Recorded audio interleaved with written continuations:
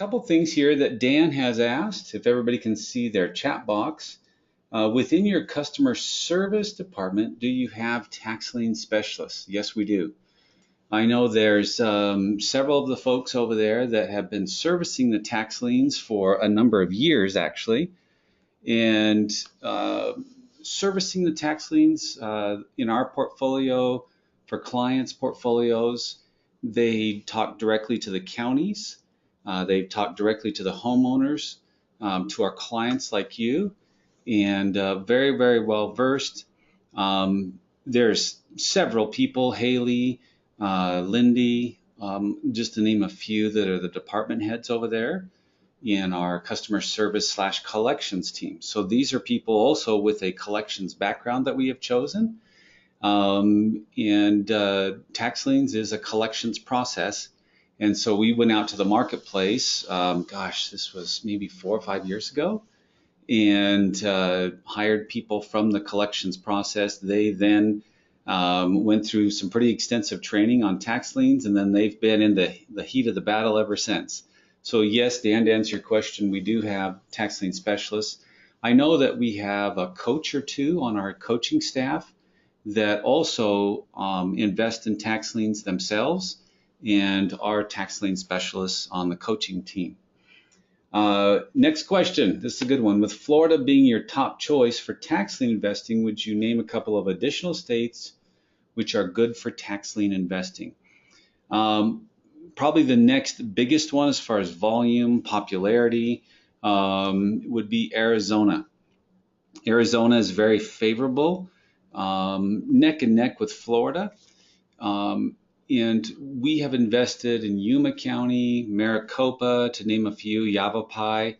The big thing I think to watch out with Arizona is you'll see a lot on the list there. And remember, guys, Arizona starts around January through March-ish when they run their auctions, and most of them are online. You'll see on our website, they'll start to blow up, and you'll see just auction after auction after auction start to hit for Arizona during their season. Remember, they run in seasons, so the three probably biggest states that you'll want to be prepared for is Florida. The primaries start in June. You're going to want to start doing your research roughly late April, early May, when they start releasing those lists, which you'll see on our website as well, live. Then in the fall, Colorado's the big one, like we were talking about. I would really research and study Colorado's bidding process to make sure that you feel comfortable with that type of bidding process. Again, a lot of the large institutional investors go to these states as well, and they buy tens of millions of dollars of tax liens in Colorado, say in the fall. And then other states, like we had briefly mentioned, Iowa. I do like some of the smaller rural states, like I mentioned, the Dakotas, Wyoming. And again, they all have their seasons. And if you want to be a year-round tax lien investor, you can be. You just have to know what the county cycles are annually. And over-the-counter tax liens as well, you can cherry pick, is what I call it. And it does take research, and that's why we're here training you guys on the research as well. So it's kind of cutting my head off, guys. I'm going to adjust that just a little bit. Okay, awesome. So let's see. Let's go. What is the process to buy a tax lien on your website inventory list? Great question. I think, let me do this. I'll bring up the presentation from yesterday. And let's see, I closed out. I think we'll go into that actually fairly quickly. Dan's question, it'll also go back to the question of yesterday. Gosh, I want to say that was Troy's question of, hey, show us exactly how to buy a tax lien, like walk you through step by step. So maybe we can combine those two things together. And bear with me just a moment, and we will go in and let's pull up our presentation from yesterday. I just want to make sure we're not, sorry, with this website, the GoToWebinar technology, there's about 3,000 windows open on my computer, so I have to move stuff around. So I'm moving just a little slow. Like I said, guys, I'm not a professional speaker. I'm a real estate real estate guy. So you'll have to bear with me. Here we go. And we'll pop this open. There we go. Here we go. All right, you guys, I just want to make sure that we don't forget exactly where we're at in our lesson material, which was we're just wrapping up with title search, going to get down into property research strategy, and then our FAQ section, which I think you'll really like. All right.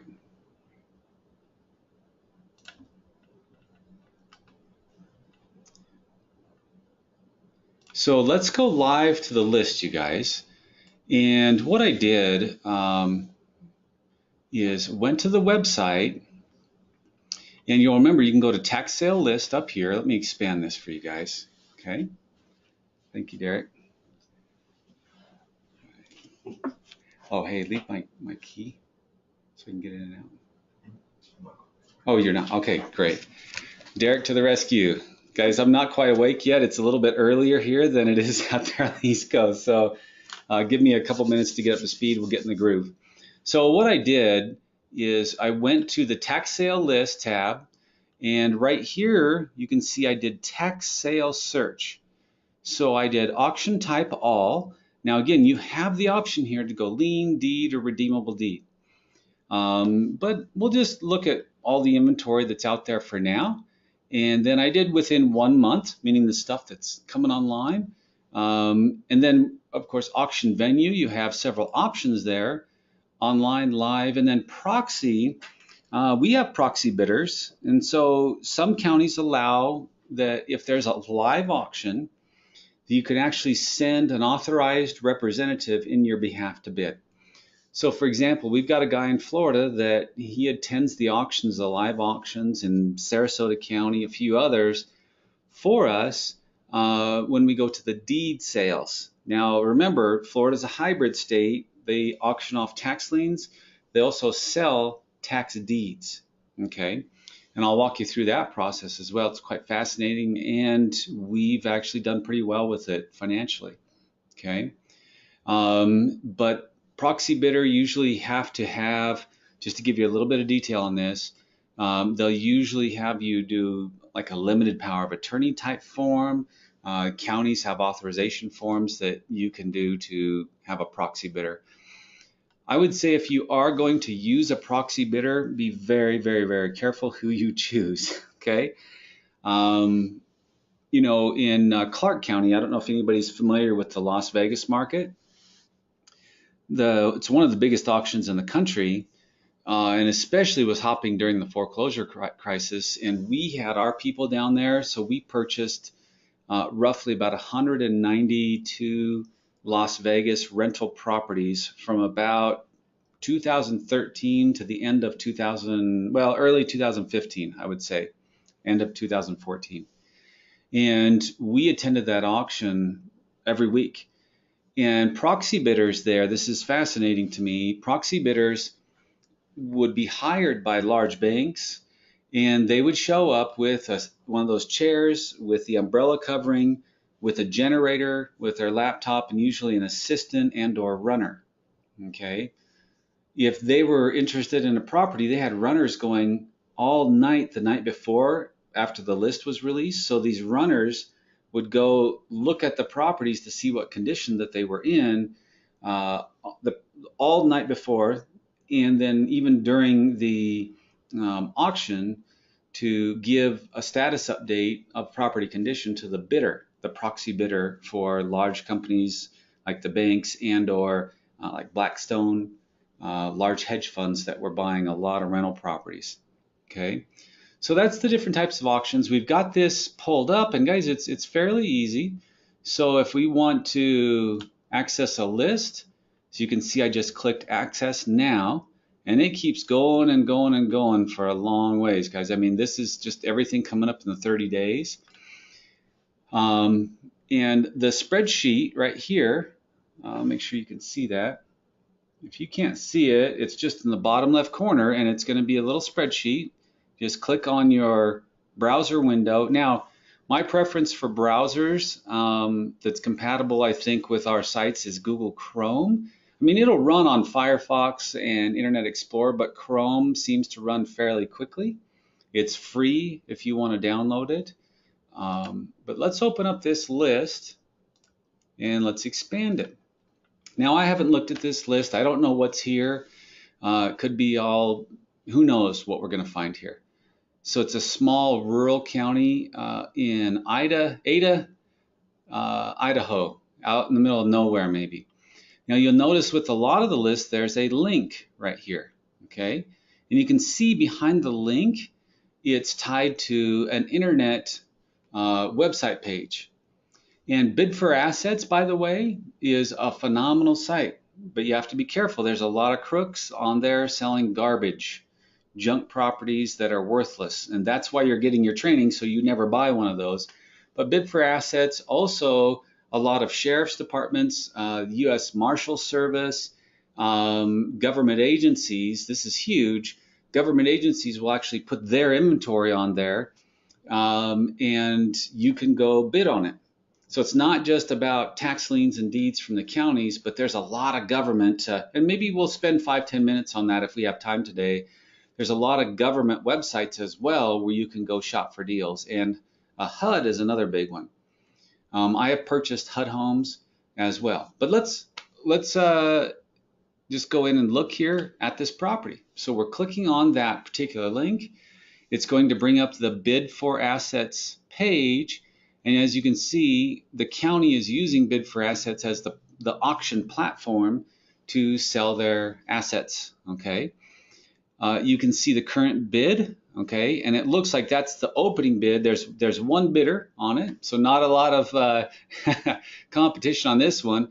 Usually when I see one bid or zero bids, it means it's junk property. Now I just move on. I don't even look at it. Now that's up to you. I've just been through thousands and thousands and thousands of these, and but let's go see what we have. Deposit required, $285. Okay. Overtime period, I don't even know what that means. Seller information, if you want to know more about the seller, it says the seller is either federal, state, or local government seller. Make sure if you're interested in this, guys, if you find something you like or the auction's about done, make sure you've already pre-registered, which on the majority of these sites is free. Okay. Okay. Let's see, $250 deposit required, $35 processing fee. It gives you a deadline on your deposit, so it's Monday, June 20th. And so this is kind of dated. So this one may be a little bit late to bid on according to this. Now, here's where you start getting into the research and due diligence. Okay, it gives you the parcel number, the full legal description. And if you guys haven't seen a full legal description before, this is what it looks like. And it's what's called a metes and bounds description. Metes and bounds. So it's METES and bounds. And it's basically what a surveyor would do if they were trying to describe this geographically. Okay. I would do a little bit of study and understand metes and bounds and property lines, and we'll actually talk about that and things to watch out for. I've got a couple little extra bonus modules for you guys this morning. Okay, so we've got parcel map, parcel image. So let's click through, see what we get here. And we're now going out to the local assessor site in Idaho. View interactive map, and let's look at property valuation here. You can see the current owner, zoning, residential, could be mixed use with that C in there for possibly commercial. I haven't looked at this, but I'm going to guess it's a small tract of land that's unbuildable, and it's probably off a main road, but I'm not sure. Here's the address of the property. Let's go look at the map here.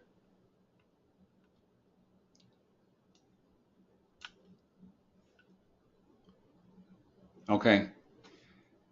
Maybe this guy's the only bidder because he wants it for his driveway. I don't know. This is common, by the way.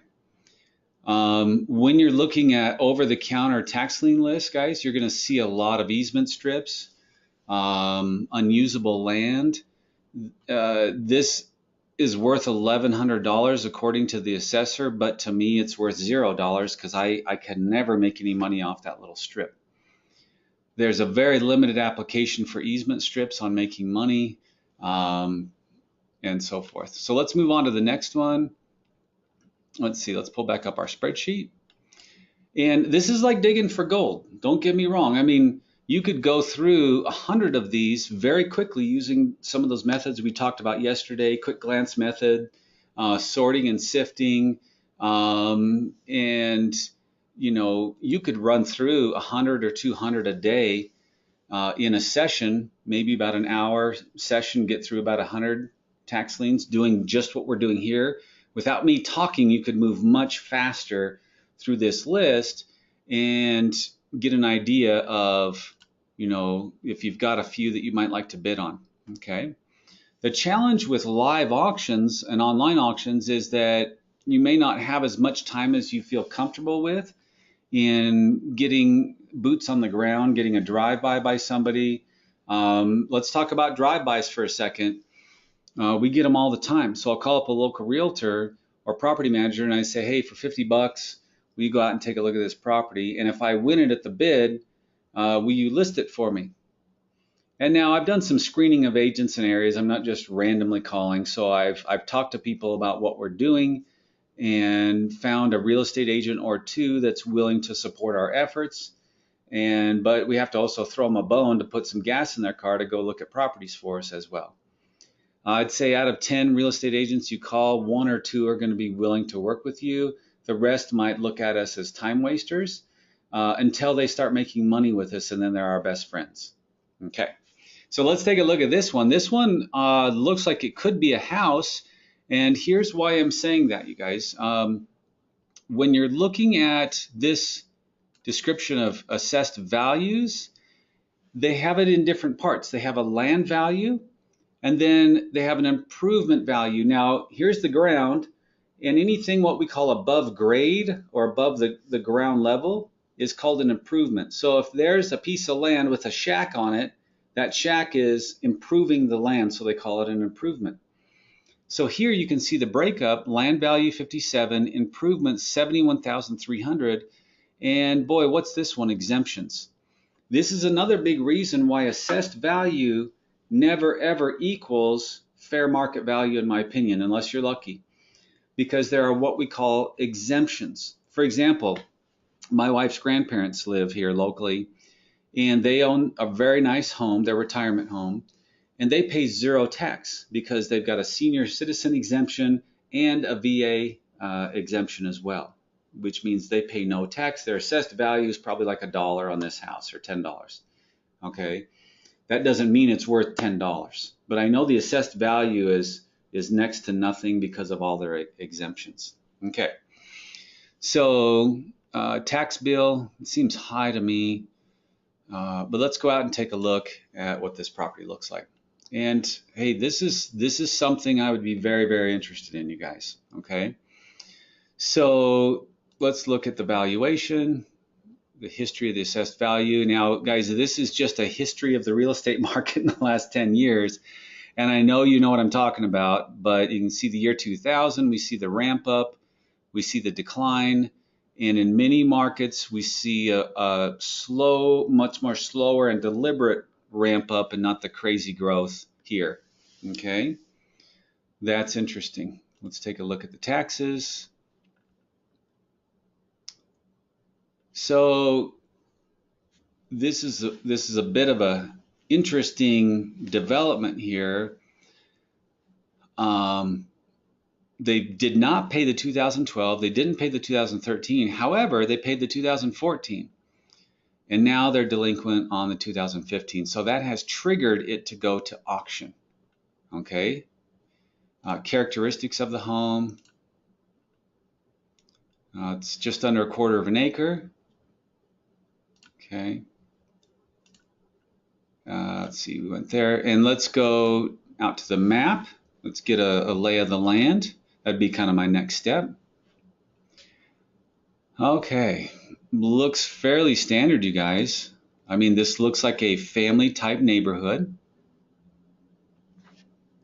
Okay. And I usually in one of these screens, whoops, didn't mean to trigger that. In one of these screens, I'm going to try to grab, so I'm hitting Control C, so pinky on the control button, you'll use this all the time, and the C button will copy it so I can paste it into something else. Okay. And at this point, I'm going to go out and just get a lay of the land. Okay. This would be something I would be this property I'd be interested in for a possible small flip. In this neighborhood, it's could be a low-end flip. Here's our subject property here, or a long-term rental, quite frankly. Now, I live about 6 hours from Idaho, and it's a very similar market to Utah. Pretty stable. Again, it didn't have the big ramp up. We didn't have the big dip, except in our custom home market here. The custom homes really took it hard because I own one. I own two, actually. The one I live in, and we had one that we built in 2007, and those took a big hit. Luckily, we got out unscathed on that property. So, guys, as I'm looking, doing our research on this live deal, this is a real deal. You know, I'm seeing normal cars, families, camper trailers. You know, this is a little lower end neighborhood, but still, I'm very, very interested in this property. Okay, everybody's mowing their yard. I don't see a lot of junk, except for our subject property had some clutter. And you can learn a lot about looking at somebody's yard, how they're organizing it. You know, a house that's in disarray usually means the family's, in some cases, financially sick. It's like a wounded animal, and you can tell. Okay. Now let's do this. Let's get a feel for where we're at and what part of town. It's just a normal residential neighborhood. It has all the trappings of what I might look for in a very solid, very, very solid rental property. Okay. Meaning I have retail, infrastructure, and shopping close. I've got two schools, a high school here. And for commuting, I love having rental properties next to a very commutable, accessible area like this. So we've got Best Buy, Cabela's, Fred Meyer, not that the liquor stores matter for me, and Boise Town Square. This looks like it happens to be a mall. So all the trappings of a good, I would say, as we're classifying properties, an A property is a high-end custom or new build. A B property is just a regular used. And this is how a lot of the hedge funds classify just a normal property, usually built before 1990 in excellent condition, would be a B property. This property, and then you get down into the more rental type, lower, maybe middle to lower end neighborhoods, and you're getting into that C, C plus, B minus type neighborhoods. And I would say this is probably a B minus, C plus classification of a property. So for me, I'm looking for maybe a quick flipper, make it FHA. My exit strategy on this would be make it FHA compatible if I'm going to flip it. And what that means is you'll probably have to spend about an extra 10 to 15% into the property to make it pass an FHA inspection / appraisal addendum, and then appeal to first-time home buyers using an FHA loan product. And then we'll go out and we'll check some rents, and we'll do some background on CoreLogic here. So let's just go live with CoreLogic. I think I had that pulled up already on our other browser. Let's see, got too much open here. And no, that's okay. We'll just open it up fresh. Okay. So let's pull up CoreLogic or slash their product is called RealQuest, and it's pulling up here. In the meantime, let's go look. Well, that came up fast. Let me get logged in, everyone. Make sure I'm not missing any questions. Oh, let's see. From the Expo expectation through the website, made it easier to do the tax liens than other systems. What it appears that we get a list, and that's about it. We have to establish everything through the county bid, etc. Yeah, I mean, there's tax liens that we have on the website that you can actually buy, and we can talk about those. So, I mean, it can be that simple. You go onto our website and buy some tax liens. We're about to upload about $500,000 worth of tax liens, a batch that we just got in. Right now, there's probably about 30 or 40 liens on there, I want to say. And most of them are in Florida. And the ones that we're about to load next week are some high-end custom homes that tax liens are on. I think the most expensive tax lien on there is around the $50,000 mark. And then there are several that we have that are under 1,000 and everywhere in between. So to answer your question on the Expo expectation, we do make it easy. We've sold maybe roughly about $10 million worth of tax liens to our clients over the years, over the last 4 or 5 years. So it can be that easy. If you just want to plug and play, you can go onto our website and buy, and I'll show you where that's at here in just a little bit. Don't let me forget, everyone. Okay, let me make sure I'm getting all your questions here real time. Will the system work with Safari as well? Oh yes, it's all compatible with Mac. I've got a Mac here on this camera, and my girls love our MacBooks, so I use Safari all the time. Excuse me. Okay. Liquor store. Yeah. Haha. Okay. I'll keep the comments above board here. All right, you guys. And look, if somebody said something, if one of the presenters has indicated something that, as far as this training goes or expectations from the website, please air it out here, because there's a ton more you guys don't know about that the presenters don't know the detail that I know and that my team knows about everything that we've loaded up as far as training, how to buy tax liens, all that stuff. So it's really, you've just seen the tip of the iceberg. That's why I'm trying to get you through everything here. So as we look at the property, you guys, we've got property details, comparables, Street Map Plus. I'm going to go ahead and click those. Also, I'm going to look at Lien Suite 360, so I can look at the transaction or chain of title on this property. Okay. Oops, I'm clicking boxes here. We'll look at voluntary liens. There we go. It's a little bit of a delay.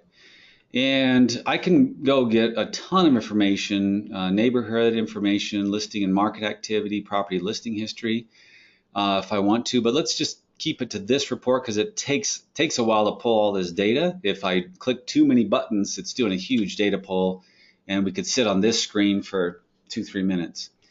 Okay, owner. Okay, so the county, it looks like, already got a hold of this on title. So now they have probably already foreclosed, it looks like, and now they're selling it. Okay. Which actually I prefer buying directly from a government entity in several cases as opposed to a homeowner that may still be living in the house. That's just my personal preference. Okay. So now we've got our property detail report. We can really dig in here. And yes, it does look like that tax deed. They did foreclose on the tax lien. And guys, this is a testament to what you can do. So at one point and in certain states, you own the tax lien and then you get a hold of it through the foreclosure process, okay? And let's pull up an image of the actual tax deed. So if you ever foreclose on a property through the tax lien certificate, this is, oh, and they got them on the 2012. That's what they got them on, okay. And it's sad. I mean, guys, this represents somebody losing their house, so there's a downside to this business if you think about the families, and it's tough, okay? All right, there's your legal description, the short version. Okay, so we can look at the tax deed. All right, you can kind of see the history of when they did the loan. So, boy, they got into the house fairly quickly and lost it fairly quickly, it looks like. So, and one thing, guys, with my mortgage background, I can tell you this. If you look at what I've highlighted here, they got into what's called a subprime loan when they first bought this house. This was definitely a subprime loan. I know as a mortgage lender here regionally, there was a bank, they're no longer around, called World Savings Bank, and they were very aggressive subprime lender. This was probably a 2-year subprime loan. And then after the 2 years was up, it went to an adjustable rate that usually in many cases made it very, very unaffordable if they weren't able to repair their credit in that 2-year time period and refinance out of this very aggressive subprime loan, because that's all that bank did back in the day. Okay. House built in 1960. We can see some stats: 3-bedroom, 1.5 bath. Okay. Got an assessment here of 140. Here's something to watch out for too, guys. So this is conspiracy theory, but I've seen a trend that when the county is selling their own inventory, somehow the assessed value goes way up on that house. Now that's a conspiracy theory, not actual documented proof, but I seem to have noticed that from time to time. All right, so now we're getting, there was 40 comps that were pulled on this property. Our subject property, the struck off price, what it went back in auction was 106,250. Here's your low comp, your high comp. The average doesn't really even apply here because this high comp can't be even close to our subject property. So they're taking an average. It's not accurate. Okay. So then we've got to dig in and actually look at the comps. Let's go down to our summary and our map here. Okay. So 40 comps. And here's your neighborhood market. Your neighborhood market. So if you had got a hold of this property through a tax lien certificate foreclosure or purchasing at a deed sale like this one, this is the area of interest where you're really going to have to dig and know well if you're going to spend your hard-earned money on this property. So we look at comp number 1, okay, and that didn't have a sales price. Comp number 2, 152, and that's 644 South Gamay Lane.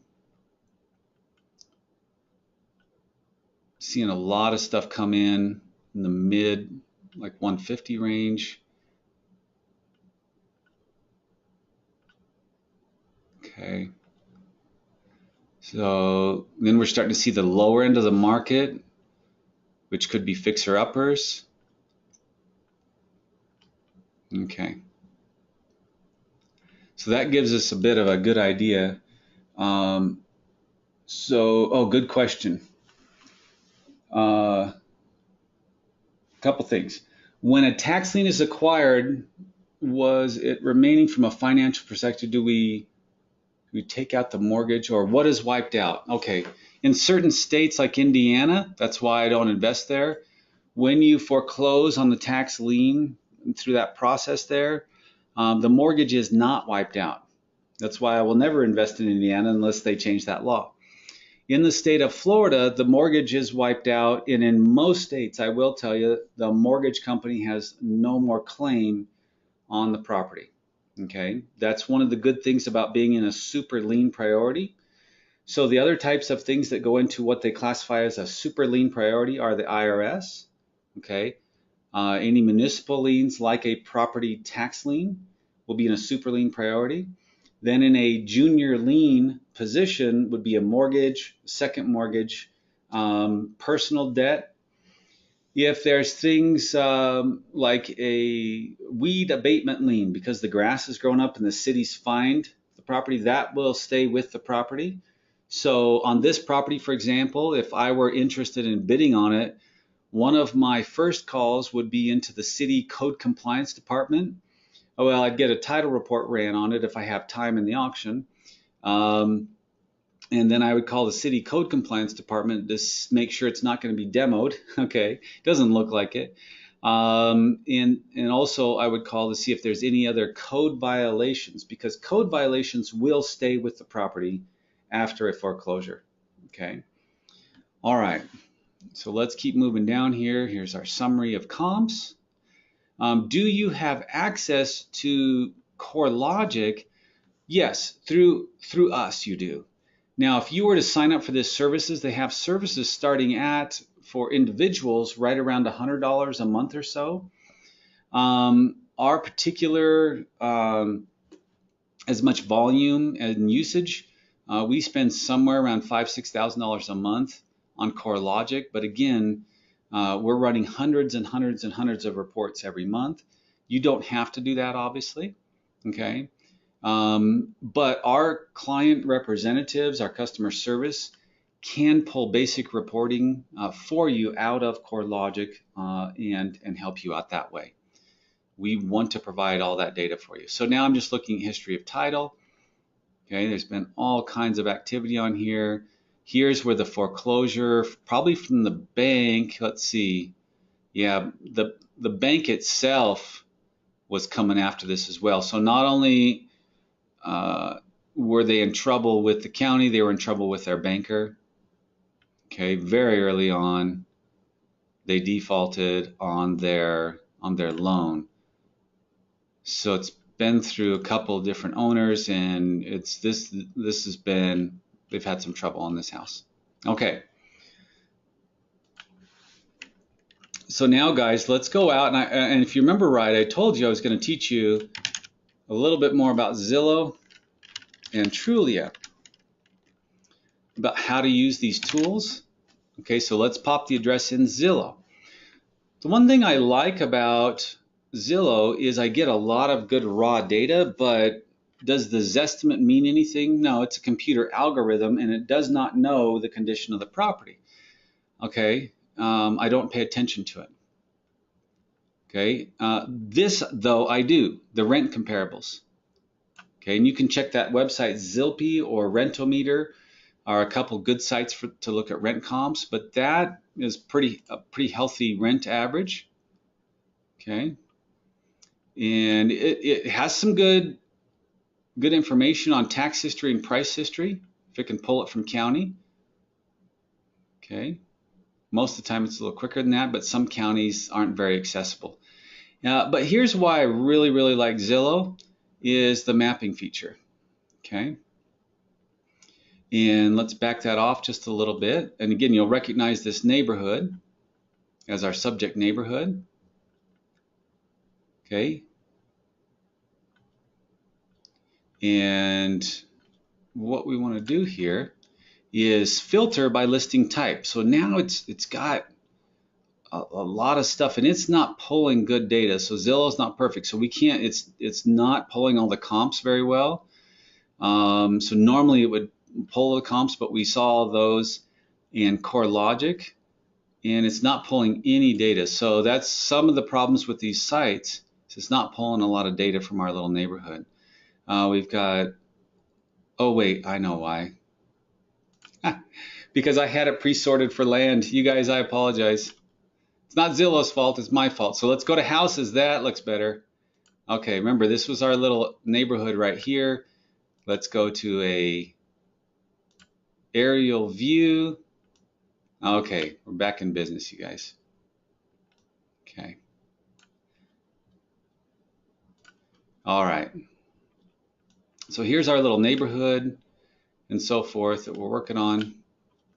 Just trying to adjust this so we can all see it. Okay, let's make sure we're in the right spot. Yep, and there's Curtis Road.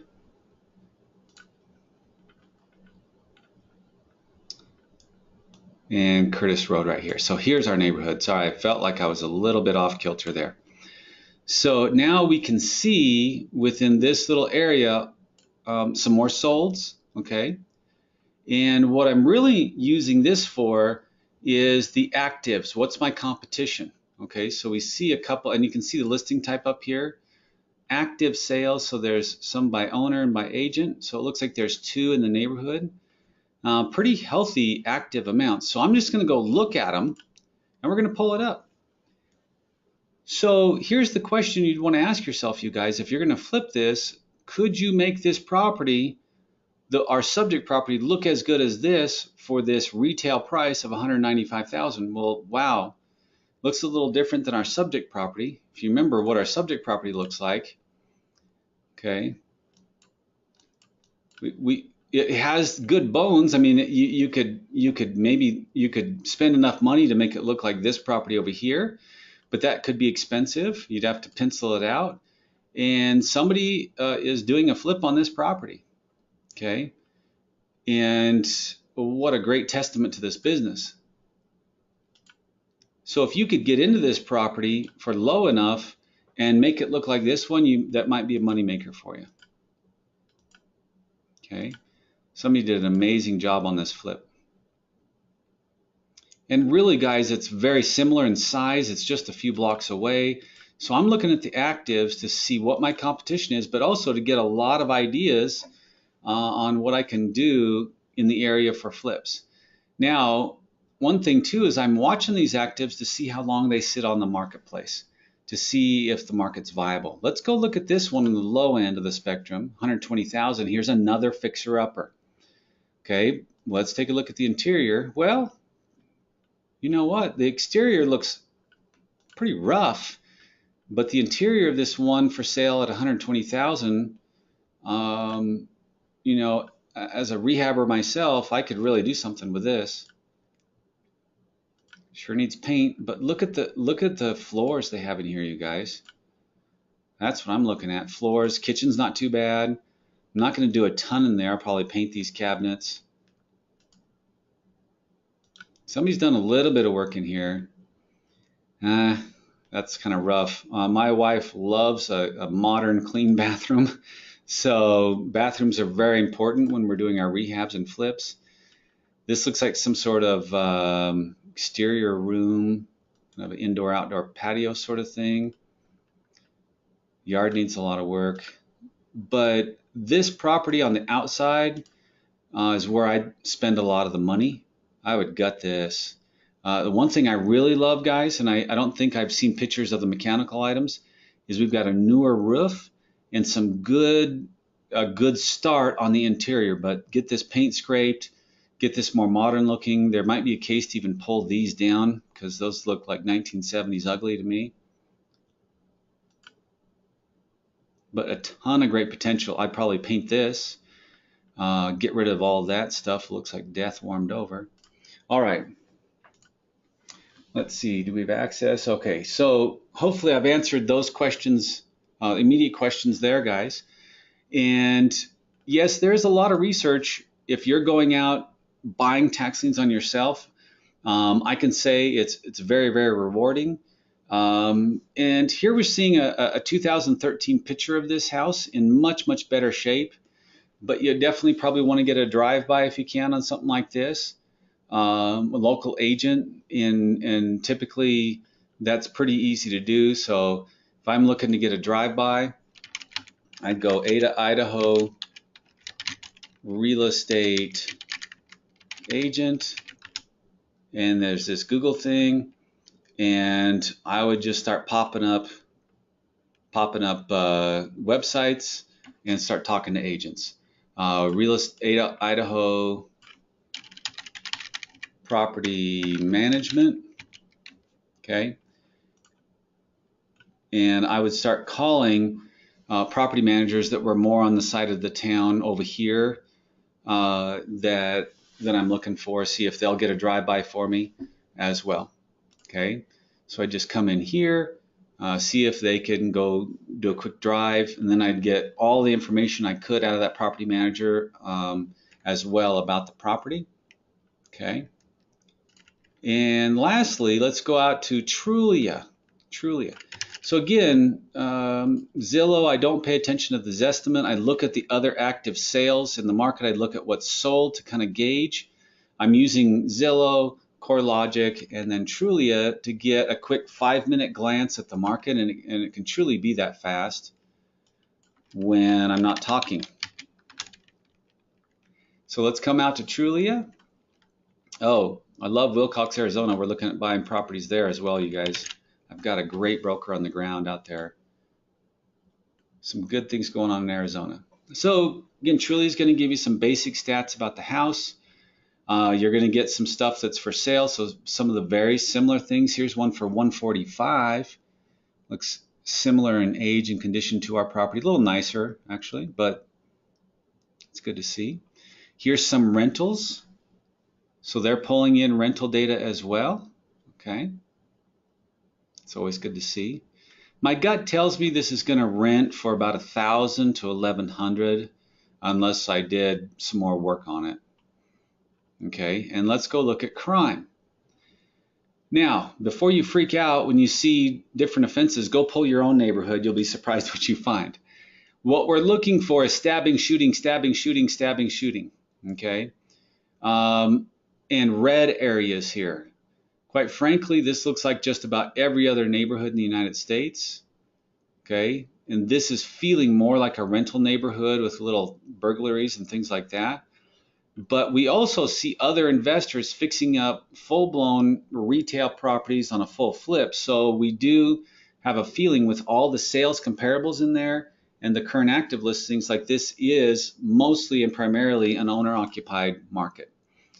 And quite frankly, if you pull inner city crime, guys, this looks like a walk in the park. This doesn't scare me at all. Okay. So that's the main reason I'm using Trulia, is to get a little better bead on some more comps, more rental comps, and then to look at the crime in the area. If you really want to dig into crime, call the local police officers. Just call the front desk, ask them about the neighborhood, how many calls they get in this area, and there's nothing wrong with that. Your public servants want to serve you, and I've done that many times on a brand new area. Okay, here's more listings. Ones with remodeled kitchens. These are not comparable sales to ours. Safe neighborhoods based on crime. So there, I mean, Trulia is saying it's a safer neighborhood. Okay, so there's a lot of good data that you can pull out of there. So close that down, close this down. Bid for assets, all kinds of inventory you can go search for on here, guys. Again, if somebody's selling to you on a quit claim deed, and it seems too good to be true, it probably is. County tax sales, a lot of the counties use bid for assets as well. Okay. A lot of counties use bid for assets as well as those other two software platforms we talked about yesterday. You can go and do your search. Okay, so let's say you want to go shopping in Arizona. They've got a few properties there. Nothing that I would be interested in. There's a lot of guys that are selling worthless land on bid for assets, let me just tell you. Okay, there's also a lot of good deals on here if you're willing to put in the time and research. Okay, you guys. So let's even go further down the rabbit hole. Again, you can pull down these lists. Okay, that's our Missouri inventory. These are our properties in Missouri, you guys. I mean, you're seeing everything behind the scenes here. These are all of our active deals that we have in Missouri. These we're actually flipping. So we have purchased these. A few of them we have foreclosed on, and that's how we got a hold of these. So this is kind of what happens at the end. This is an active portfolio that we're working on right now. Thanks, Derek. Okay, active portfolio of, I don't know, just probably around 30 houses on here. And you can see we've got various real estate agents liquidating them for us. You can see the addresses here. And, you know, we've got one that's in eviction, several that we're getting BPOs done on that we're just about to list. So this is an active portfolio of properties that we've either bought the tax lien on, foreclosed on the mortgage, because you can buy the note and then foreclose on the mortgage. That's another way to acquire the deed through a real estate investor type process. So it's not just all about buying a tax lien and then foreclosing on that. If you want to go after the property, you can buy a note, a discounted note potentially as well. And we've got a whole training section on that. And we do practice what we preach, just so you know. Okay, so that's just a little side note there. And let's go back to the site. Make sure no more questions. And guys, hopefully I'm starting to answer Troy's question from yesterday. Show us exactly where to go, exactly what to do. How do we pull the trigger? I think that's what Troy was asking yesterday is, hey, I am ready to go hunting. Uh, Give me the gun, and I won't use that analogy, but I'm ready to get in the game. And that's what we're doing here right now, you guys. Okay. Um, let's expand this again. I mean, guys, this is what I do all day, every day, other than some administrative duties.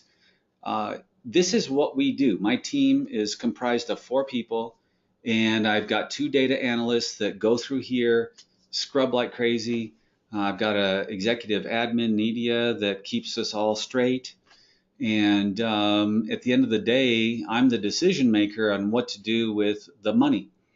Now, one thing here, guys, that's very interesting to note is you're seeing $0. So this is what amount is up for auction. So here you've got $1.8 million in Camden, New Jersey of stuff to go after. These are live auctions. 730,000, 86,000, this is 340,000. This is 2.46 million. Okay, now Duval County is Jacksonville, Florida. We've done about 120 properties, rental properties there, and we've purchased close to about $500,000 in tax lien certificates in Duval County. I'm very, very familiar with that. A lot of Section 8 property up in there. So if you're doing any business in Duval County, okay, you want to make sure you're getting a drive-by. You want to make sure that you're looking at, and let's just pull up that list. This is a live deal. Okay. Here's your opening bid. Okay. Status, accepting proxy. So if you want to have a proxy bidder, you can. Okay, these are all tax deeds. So this is a tax deed auction, and I can tell that right here from the TD. Okay, and the address. So you can begin to do the research project that we've been walking through live with you here. And yeah, to get through a list like this would take a long time.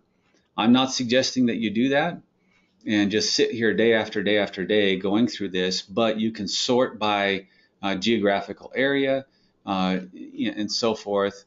And this one's kind of interesting. We got several on the same street. Let's go take a look at what's on this street. And as soon as you pull up the picture, guys, you're going to know if you want to move on in most cases. As soon as you pull up that picture, you're going to know whether or not you're interested in this. Looks like a pretty nice area, actually.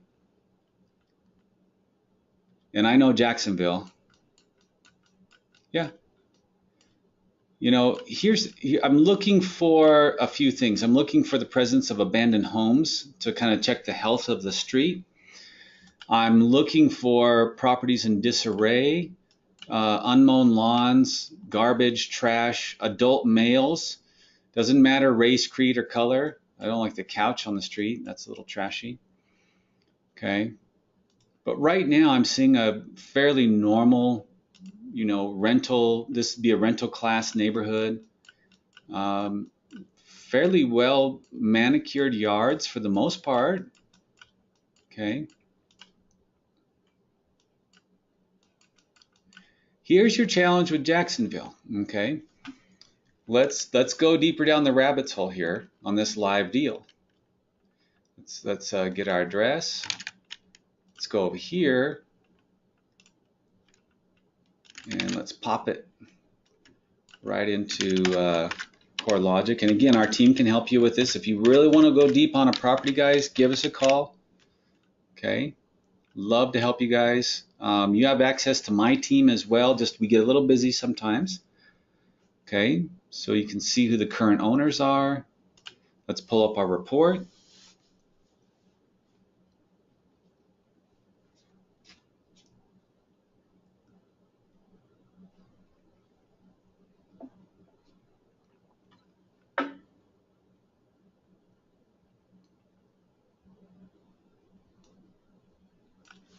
Okay, not a lot of activity, so it's been the same owner, it looks like, I'm guessing, for a long time. Here's our comps. Whole different market class, you guys. This is properties under 50,000. Usually your rents on a neighborhood like this will be around the $650, $700 type range. And they can be great little cash flowing. Think of it as the Monopoly board, and you pass go, and you're this is not the first two purple ones, but you're kind of in that Vermont as you round the corner. That's this type of neighborhood. I've made some good, I mean, we've done very well with properties like this over the years.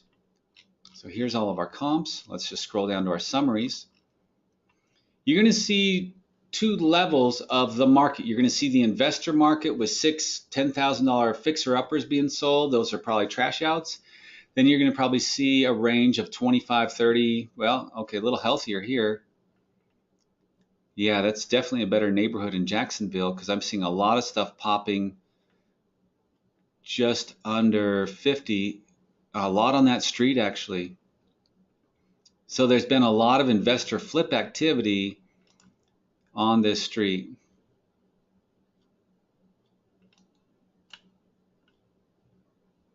Huh. Probably some package deal. 25, 20. Your low end's 20 probably for a house that needs some work. Your high end might be in the, to me, I'd be conservative and I'd say the high end around 40 on this one. Maybe 45. Depends on how much money you want to spend, but do not over improve properties like these. And we can see at the peak of the market, they got a subprime loan on this. Still a lot of the after effects, guys, here. Subprime, adjustable, so it's like an A- type loan. If anybody has a mortgage background here, A- product. It was a conventional, but with an adjustable, probably a 3 or 5/1 type ARM type loan. Those were very popular back then. Okay. Nothing real scary there.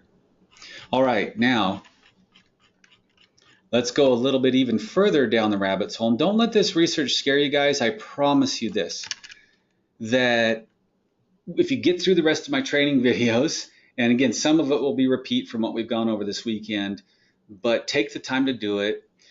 Get through the rest of the training videos on the other subjects on simple real estate, read the training manuals, whatever other training you've received, and read. I mean, read a ton of good literature, and I'll make a few recommendations on some study material as well for you. But guys, this research will go much faster than you think. So I keep coming back to this. Let's see, from Troy, from the Expo expectation that it was just going to be tax liens on the table to buy or whatever the expectation was. But trust me, you guys, you get really fast at this stuff. And the training that you're getting here, I promise you, will come in so handy on any other type of real estate transactions or business that you're doing. So it's not just about the tax liens, but it will apply to everything that you're doing in real estate. So just want to make sure, especially Troy, that you're feeling really good about what we're trying to deliver to you here, bud. And so I spend a lot of time on the Duval County tax collector, so that popped up. So let's just go there. Oh, that's a specific search. Let me get out of that search. That is a big. Okay. Whoops. Where are they? That's not the right side either. Okay, let's just start from scratch. That must be Duval County, Florida, property appraiser. Let's start there. Okay. And oh, they've updated their site. So we've got the real estate number or parcel ID number, and I'll usually pop open a little notepad here so I can break this up. Come back. There we go. Just zeros. And guys, in the time that it's taken me to train you on just to do 2 or 3, I would have gotten through maybe about 20 or 30 properties by this time. Okay, so now let's go check out on county. And you can see assessed values. This is the time of year when they're redoing. And you see how the value method is comma, computer assisted mass appraisal software service. Okay. And we're just looking at to verify on county several things here. Okay. We can go out to the map and take a look if we want to. Their mapping system is, they've done some really nice upgrades in the last year or so. The old one was very old, and we can add some layers over here. 2015 sales, and I know this is right down in the corner, you guys. Okay, so I'm adding in sales, and they've got all kinds of stuff that you can look at here. What I'm looking for is to add in our aerials. And what's nice is they have 2015 aerials. Some of the counties are a little bit outdated with their aerials, but aerials to me are everything as I'm sitting here. So I'm going to be looking at Google. I'm going to look at Trulia, and now I can see my parcel ID very clearly defined. This part of the research, you guys, is very important. Get on the county assessor site and make sure you don't have something weird going on with these property lines, like this property line encroaching over into the next door, neighbor's driveway or something crazy. And you'll see it every once in a while. This house right here, these kind of bug me the way they laid these out. See that? The county could be slightly off, but honestly, with some of the old layouts and some of the older parts of inner city or bigger towns, they did do this sort of thing where it encroaches, and that to me is a potential future problem. I would just as soon skip on a house like this or that, just so that's why we always look at parcel maps, always. Okay, so let's come out of here and let's take a look here.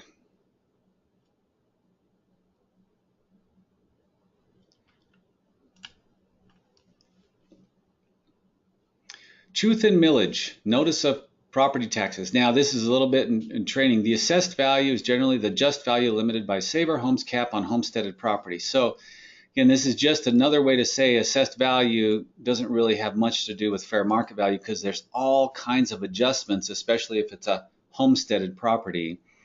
So I just thought I'd come there and show you that real quick, just to reiterate that point. Now let's go out to Duval County Tax Collector site. Okay, let's go over to the property tax section, and I've got links for all this, you guys, but I want to show you that you can just Google everything, okay, and just like that, you're up and running. So we're going to go to the search function, property tax search, okay, and let's go back to our full number, and they have definitely updated their site. Normally you would put in a property address, but it's nice it's tying it to the parcel number now. Let's see if this will click through for us. It's being a little slow. Okay, here we go. Due to a tax deed, payment for this bill cannot be made online. So the person that bought the tax lien certificate, okay, and this is a great lesson for you guys, and this is a live deal. This is how it all works. This is the nuts and bolts of how do I buy a tax lien? How do I, so what happened was there were several years owed, and I know exactly which years were owed. It was 2012, 2013, 2014, 2015 were owed for a combination of $4,800.17 plus some fees. Now, how do I know that? Because they always stop it with the oldest year that you own in the tax lien, and these were all purchased to combine to foreclose on the property. Okay, so then we can go in for some further detail, and we know that for the 2012 tax year, there's roughly these amounts that were owed. Okay, and look, guys, I mean, the fees and interest in a tax lien in Florida rack up really fast, and the fees come back to us. The fees come back to us, and there's interest paid on those fees. So somebody on this tax lien certificate, okay, is doing very, very well. Now understand that if you're in Florida, let's go back here. This is the beauty of tax lien investing, guys. This to me, especially in Florida, is why we've spent so much money here and continue to do so, is that let's say, Troy, you own the 2012 tax lien. And I'll try to name names here. Terry owns the 2013, and then Mike owns the 2014, and I own the latest 2015, which would have just been auctioned off on June 1st of this year. Okay, so Troy's aggressive. He wants to go after this property, and so he actually does what's called a tax deed application. Okay, that is the process in Florida of actually foreclosing on the property. So he owns that tax deed, and he wants to go after the property. Now, the county, we submit an invoice. We submit the request through the county, and they submit back to an invoice to us that says, look, Mike, Terry, Sean own these tax lien certificate years. So here's your total you need to send in minus what you've already paid to pay them off with full redemptive value, meaning they're getting their original principal back, they're getting their interest back. Okay, we call it a TDA, or paying all the roll-up. So you're rolling all the tax liens into one lien. Okay, so now, okay, Terry gets a check, full redemption check. She's happy. Mike gets a check for his 2014. She's very happy. I'm neutral because I just barely bought this lien. I just made a couple bucks off the interest. That happens in this business too. You'll buy a lien, 3 weeks later you get paid off. That's the nature of the beast. Okay. So we have received more redemptions through this process from other investors buying us out. It's legal. Here's the beauty of it, guys. Let me bring up our notepad here. Here's the real beauty. Let's say that Troy's lien was $1,000, okay, for Troy. And I hope you can see this. Okay. In fact, let me do this. Let's bring up Word. Let's make it great big fonts. And I'm just going to walk you right through the numbers crunch. And guys, I promise you'll be excited about this. We'll just call this the TDA roll-up, okay, / foreclosure process. So Troy owns the 2012, let's say it's $1,000, and his bid rate, what he bid on it, was 12%. Remember, it can be anywhere from 18% down to 0.25%, but he was looking at his personal finances and goals, and he says, I don't want to take anything less than 12%. So that's what he bid at for his, remember, these are all tax lien certificates, okay? Mike's got the 2013 for $1,000, and he bid his at 9%. Okay, so that's the interest that's been accruing for Mike. And then Terry, make sure I'm going to spell that right. I did. Okay, she's got the 2014 for $1,000. She's at 13%. Just whatever the competitive bid rate is when you won it at the auction. And then Sean, 2015, 1,000, and I went to 10%. Okay, so there's the 4 outstanding tax lien years on this property. Now Troy comes along, okay, and says, hey, look, I'm going to start the tax deed application, and he submits it to the county, and they say, look, there's another $3,000 owed to pay off these other investors. He says, okay, great. So he now owns all the liens, including his own, of $4,000 total, okay? And the great thing is that as soon as he does this roll-up process with the county, all of the interest rates convert to 18%. Okay, so I had the 10%er, I'm paid off with my interest, but now Troy owns the rights to that lien. He owns the rights to all of these liens, but the county rewards him and says, we're going to give you the maximum interest rate for the time period that you're holding these liens that are all now combined into one single entity. Okay. Along the way, there's a few more fees to pay, probably another couple $100, $200, $300, $400. And the fees would be, they're going to run a title report at the county level. It's usually $75. Okay. The sheriff is going to serve notice, probably misspelling that. You don't have to spell to make money in this business. Okay. Didn't look right. Sheriff's fees usually about $125-ish. That's to go do constructive notice and post a posting actually on the county and in the classified ads. Okay. And then if you get the deed, it's usually about another $145 for the deed transfer if nobody buys this property at auction. So what happens next, guys, is it usually is about a 6 to 9 month period.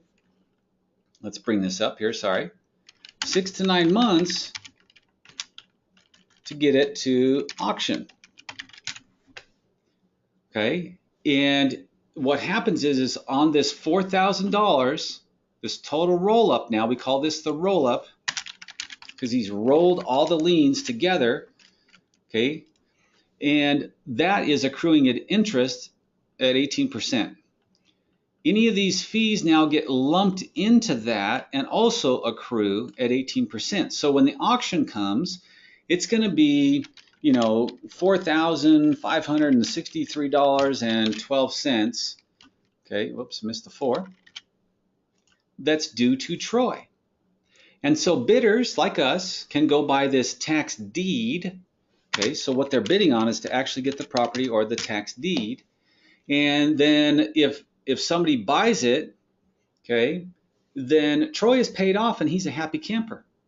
I mean, as far as being financially savvy here, Troy's a genius because what he did is he took his original investment that was at 12%, okay, and he converted that and purchased more, expended more of his capital, put it to work of another $3,000, converted all those rates up to 18% in this roll-up, okay? Guess what? He didn't have any competition to get this bid rate. He was the first one to file the TDA or tax deed application. And these people don't have a choice. Myself, Mike, and Terry, we don't have a choice. It is state law that we have to surrender our tax liens to Troy because he filed the legal TDA to start the foreclosure process. So we surrender our tax liens to him, but we're very happy because we got a redemption check, okay? And then Troy has taken his initial investment, got his foot in the door by buying the tax lien certificate of $1,000, okay, at 12%. Then because he knows the system and the laws, I guess I'm getting dyslexic, sorry guys,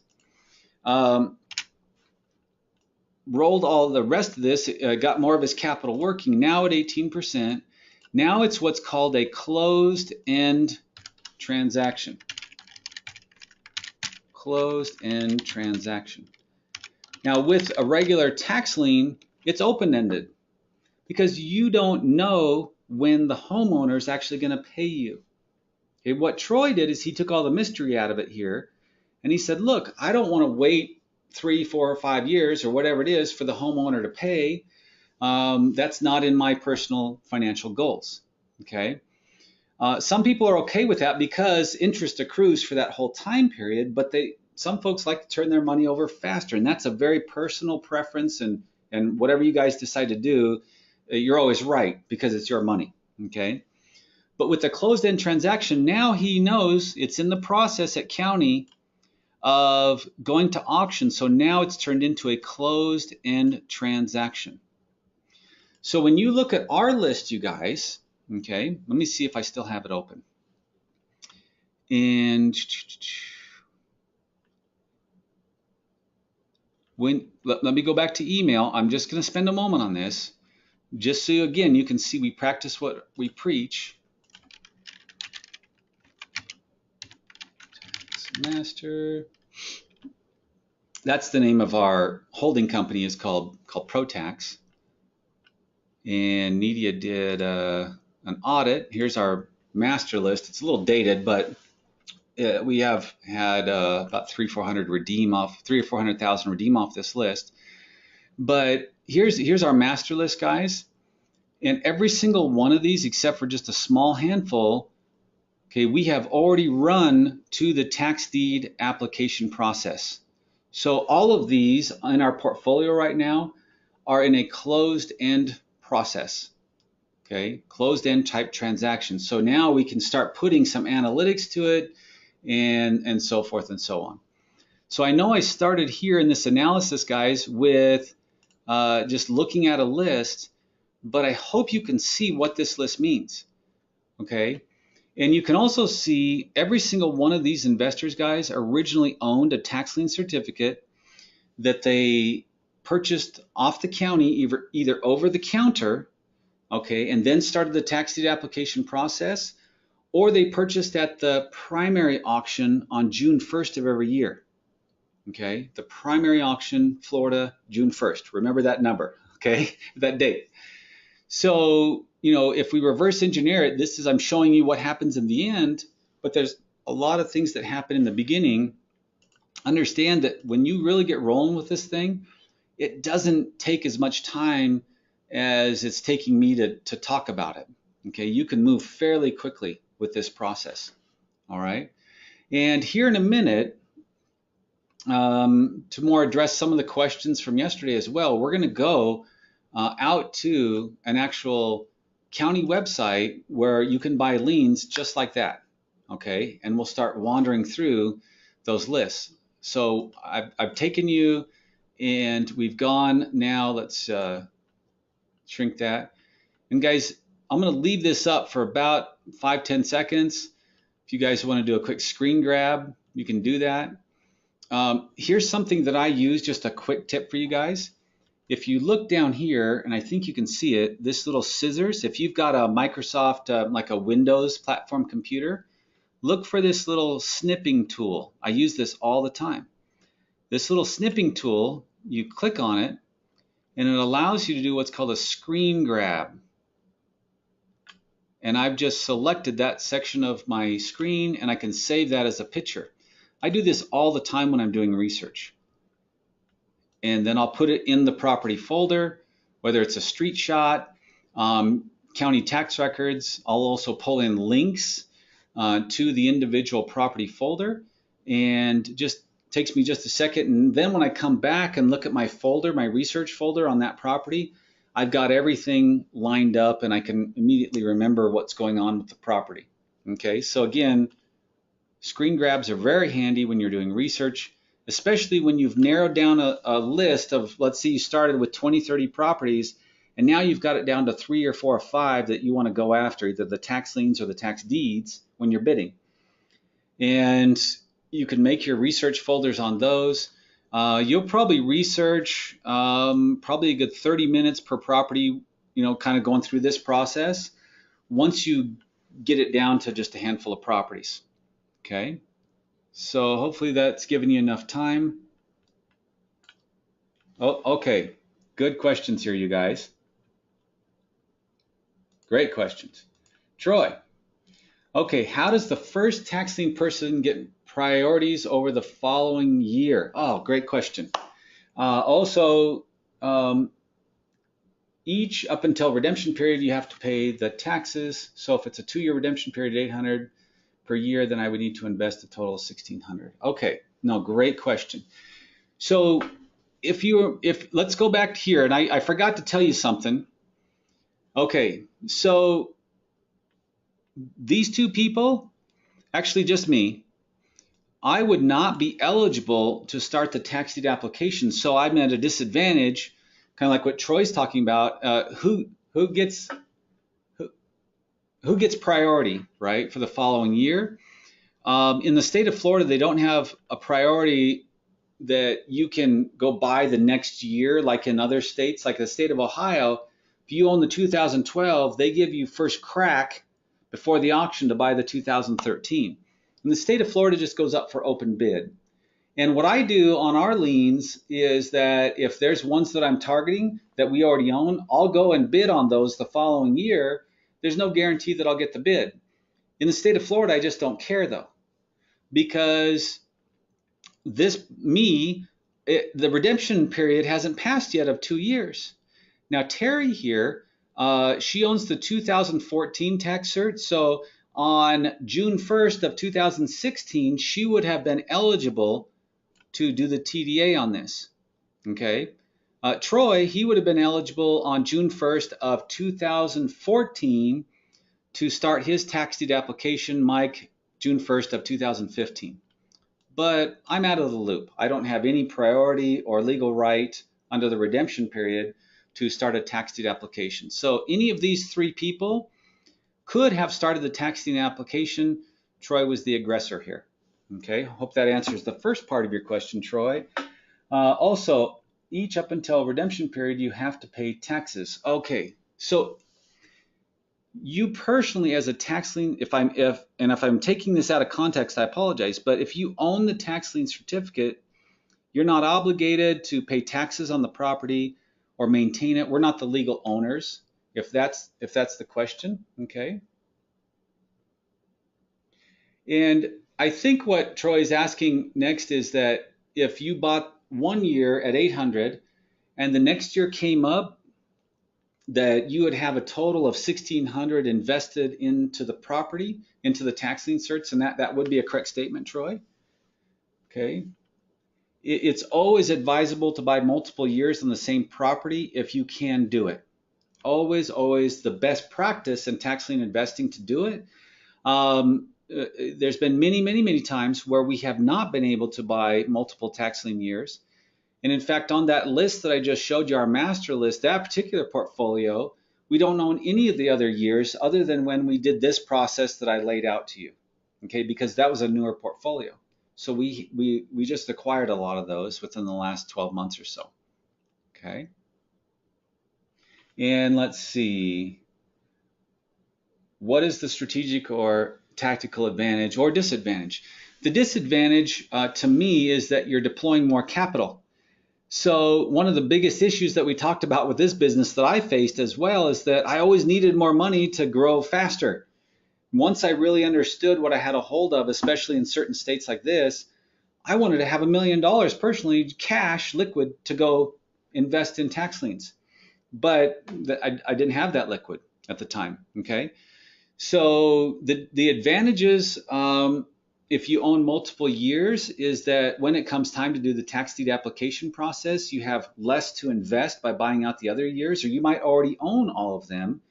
The advantage is that you get to make those purchases every year as opposed to one big lump sum.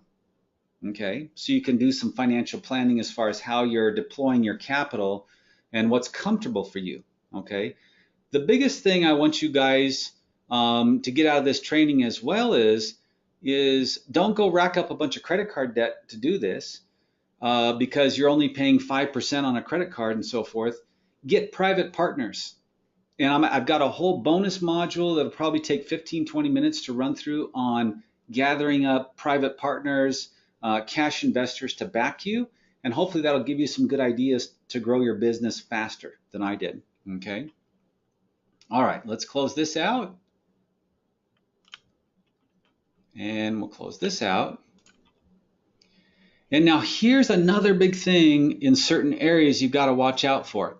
This is a good thing because in Jacksonville specifically, they are demo lien happy, okay? They do not like vacant houses in Jacksonville. At the county level of Duval County and also the city of Jacksonville, if you've got a house as an owner, as a landlord that you own, for example, and you're not maintaining it, especially if it's abandoned, they are very quick to tear that thing down. And I have talked to the demolition department in person, and it's very difficult to reverse it once it gets on the demo list. So if there were any indications they had started this process, it would be in this section. That's why I'm really interested in this house. And there were several others on this same street that if I were actively working this list right now, that I'd be doing research on, just like we did. Okay, but right now I don't see any demo liens. Usually you'll see 2 or 3 liens of code violations pop up right here, and then and those are called nuisance liens in this jurisdiction. And then if I see a demo lien, I pass. Okay. You do not want to buy a tax lien certificate on a property that has a demolition lien or what they call the raising notice, like we talked about yesterday, raising, which is RAZING. Okay. Let's get out of this stuff here. So guys, again, yes, when you're in here, you're going to have to spend some effort, and this is more the do-it-yourself section. Okay.